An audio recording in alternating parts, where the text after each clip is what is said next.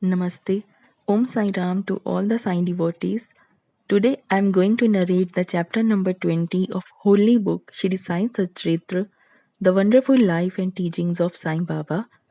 The topics which are covered in this chapter are Das Ganu's problem solved by Kaka's maid servant. In this chapter, Hemad describes how Das Ganu's problem was solved by Kaka Sahib Dikshit's maid servant. With Baba's grace, I am going to start chapter number 20. Preliminary. God was originally formless. He assumed a form for the sake of bhagas. With the help of Maya, he played the part of an actor in the big drama of the universe.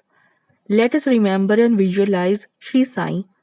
Let us go to Shirdi and see carefully the program after the noon arati.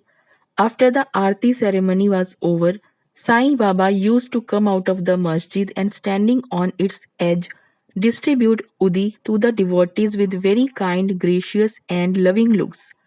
The Bhagas also got up with equal fervor, clasped his feet and had the bliss of udi.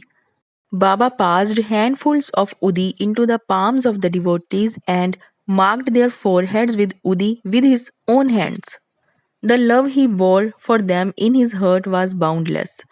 Then he addressed the Bhagas, O Bhau, go home to take your lunch. You Anna, go to your lodgings. You Bapu, enjoy your meal. In this way he accosted each and every devotee and sent them home. Even now you can have the pleasure of these sights if you bring into play your imagination. Now, bringing Sai in our mental vision, let us meditate on him from his feet upwards to his face, prostrating before him humbly, lovingly, and reverentially. Isho Upanishad.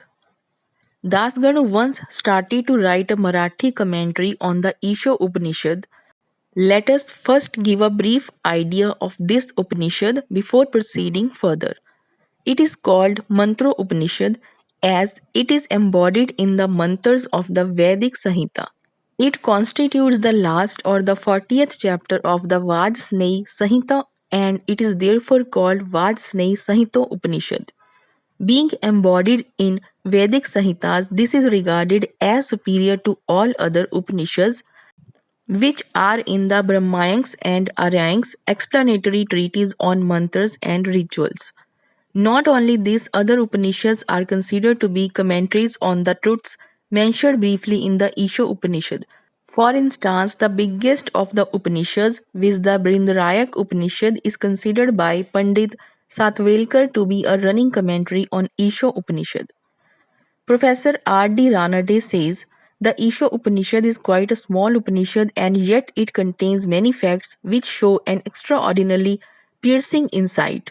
Within the short compass of 18 verses, it gives a valuable mystical description of the Atma, a description of the ideal sage who stands unruffled in the midst of temptations and sorrows, an adumbration of the doctrine or Karam Yoga as later formulated.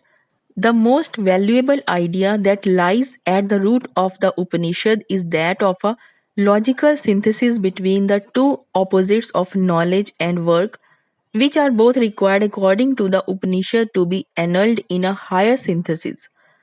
In another place, he says that the poetry of the Isho Upanishad is a co-mixture of moral, mystical, and metaphysical knowledge.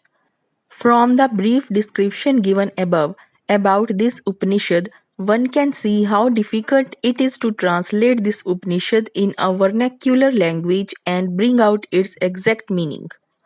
Dasganu translated it in Marathi OV meter verse by verse, but as he did not comprehend the gist or essence of the Upanishad, he was not satisfied with his performance. On being dissatisfied, he consulted some learned men regarding his doubts and difficulties and discussed it with them at great length. They did not solve them, nor did they give him any rational and satisfactory explanation, so Dasganu was a little restless over this matter. Sadguru only competent and qualified to explain. As we have seen, this Upanishad is the quintessence of the Vedas. It is the science of self realization, It is the weapon which can rend asunder the bondage of life and death and make us free. Therefore, he thought that he who has himself attained self realization can only give him the true or correct interpretation of the Upanishad. When nobody could satisfy Das Ganu, he resolved to consult Sai Baba about this. When he got an opportunity to go to Shirdi, he saw Sai Baba, prostrated himself before him, and mentioned his difficulties about the Isha Upanishad and requested him to give the correct solution. Sai Baba blessed him and said, "You need not be anxious. There is no difficulty about the matter. The maid servant of Kaka Sahib Dikshit will solve your doubts at Ville Parle on your way home." The people who were present there and heard this thought that Baba was joking and said, "How could an illiterate maid servant solve difficulties of this mystic nature?" But Das Ganu thought otherwise. He was sure that whatever Baba spoke must come true, as Baba's word was the decree of Brahma or Almighty. Kaka's maid servant. Fully believing Baba's words, he left Shirdi and came to Ville Parle and stayed with Kaka Sahib Dikshit. There, the next day, when Das Ganu was enjoying his morning nap, he heard a poor girl singing a beautiful song in clear and melodious tone. The theme of the song was a crimson colored sari. How nice it was, how fine was its embroidery, how beautiful were its borders, etc. He liked the song so much that he came out and saw that it was being sung by a young girl, the sister of Namya, who was a servant of Kaka Sahib. The girl was cleansing vessels and had only a torn rag on her person. On seeing her impoverished condition and her happy temperament, Das Ganu felt pity for her, and when Rao Bahadur M.V. Pradhan gave him a pair of dhotars the next day, he requested him to give a sari to the poor little girl also. Rao Bahadur bought a good small sari and presented it to her. Like a starved person getting delicious dishes to eat, her joy knew no bounds. Next day she wore the new sari and out of great joy and merriment whirled and danced around and played fugdi with other girls.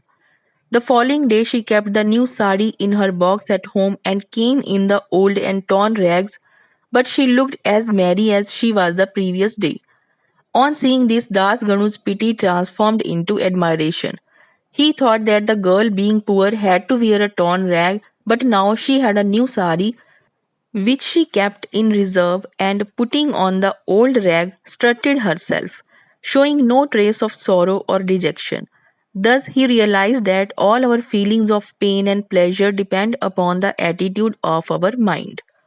On thinking deeply over this incident, he realized that a man ought to enjoy whatever God has bestowed on him in the firm conviction that he besets everything from all sides and that whatever is bestowed on him by God must be for his good. In this particular case, the impoverished condition of the poor girl, her torn rag, and the new sari, the donor, the doni, and the deal were all parts of the Lord and pervaded by him. Here Das Ganu got a practical demonstration of the lesson of the Upanishad, the lesson of contentment with one's own lot with the belief that whatever happens is ordained by God and is ultimately good for us. Unique method of teaching. From the above incident, the reader will see that Baba's method was unique and varied.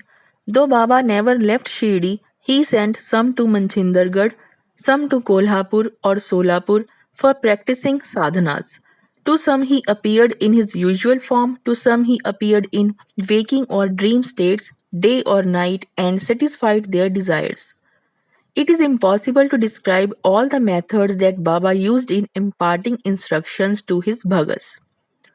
In this particular case, he sent Das Ganu to Ville Parle where he got his problem solved through the maid servant. To those who say that it was not necessary to send away Das Ganu and that Baba could have personally taught him, we say that Baba followed the right or best course, or how else could Das Ganu learn a great lesson that the poor maid servant and her sari were pervaded by the Lord. Now we close the chapter with another beautiful extract about this Upanishad. The ethics of the Isha. One of the main features of the Isha Upanishad is the ethical advice it offers, and it is interesting to note that the ethics of the Upanishad are definitely based upon the metaphysical position given in it. The very opening words of the Upanishad tell us that God pervades everything. As a corollary from the metaphysical position, the ethical advice it offers is that a man ought to enjoy whatever God bestows on him in the firm belief that as he pervades everything, whatever is bestowed on him by God must be good. It follows naturally that the Upanishad forbids us from coveting another man's property. In fact, we are fittingly taught here a lesson of contentment with one's own lot in the belief that whatever happens is divinely ordained and hence it is good for us. Another moral advice is that man must spend his lifetime always in doing action, specifically the karmas enjoined in the Shastras, with resignation to his will. Inactivity, according to this Upanishad, would be the canker of the soul. It is only when a man spends his lifetime in doing actions in this manner that he can hope to attain the ideal of Nishkarma. Finally, the text goes on to say that a man who sees all beings in the self and sees the self as existing in all beings, in fact, for whom all beings and everything that exists have become the self, how can such a man suffer infatuation? What ground would such a man have for grief? Loathfulness, infatuation, and grief verily proceed from our not being able to see the Atma in all things. But a man who realizes the oneness of all things, for whom everything has become the self, must ipso facto cease to be affected by the common foibles of humanity. Chapter number 20 is completed. Bo to Shri Sai, peace to be all.